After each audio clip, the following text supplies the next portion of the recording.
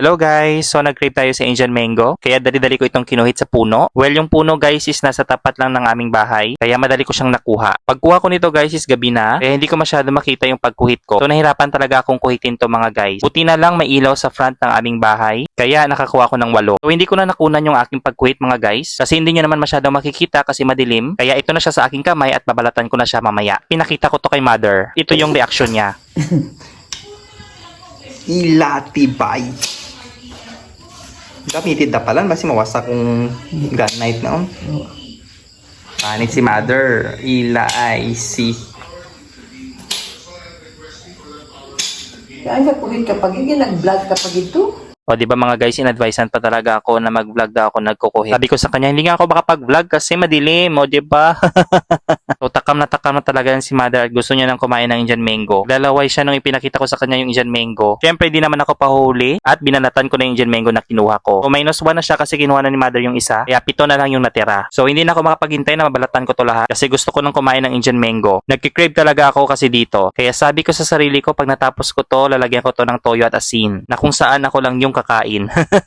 Siyempre bibigyan ko rin si kuya at si papa. Kaya nga lang hindi pa ako tapos sa pagbabalat. Kaya ayan at fast forward ko na para mabilis siyang matapos. Para mapanood nyo pa guys yung aking mukbang. O diba may mukbang ako dyan guys. At habang pinapanitan ko dyan ng Indian mango, meron akong naalala. Kaya ayan at natatawa talaga ako. Siyempre hindi ko siya isi-share sa inyo. So ayan at lagyan muna natin ng music ang ating pagpapanit. Kasi baka naboboard na kayo mga guys. Kasi matatagalan pa tong aking pagpapanit. Kasi 7 to guys, 7.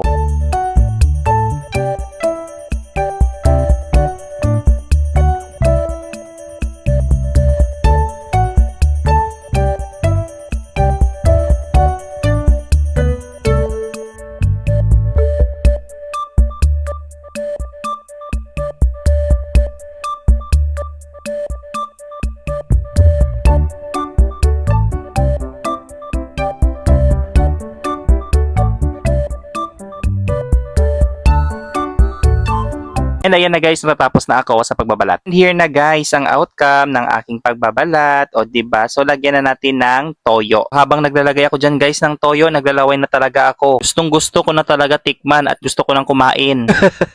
O diba mga guys, mukhang masarap talaga siya. I feel na very crunchy ito pag kinagat. So after ko siya nilagyan guys ng toyo, syempre lalagyan natin siya ng asin. And I'm okay with the toyo and the salt. O diba? Meron dito sa amin na ginamos, pero hindi ko siya nilagyan kasi allergy ako guys. Kaya mas prefer ko na ito na lang mga guys yung aking ilagay sa Indian mango. Hindi ko na siya na-slice kasi ako lang naman yung kakain nito. Kaya mas prefer ko ulit na buo ang kakainin ko. Ayan, kumpleto na. Meron na tayong toyo at asin. So pwede natin siyang i-mix. So ganyan ako kumain mga guys. And ready na siya.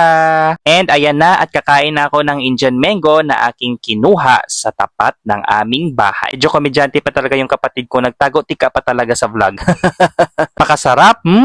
So fast forward na natin mga guys at lagyan natin ng music. Alright.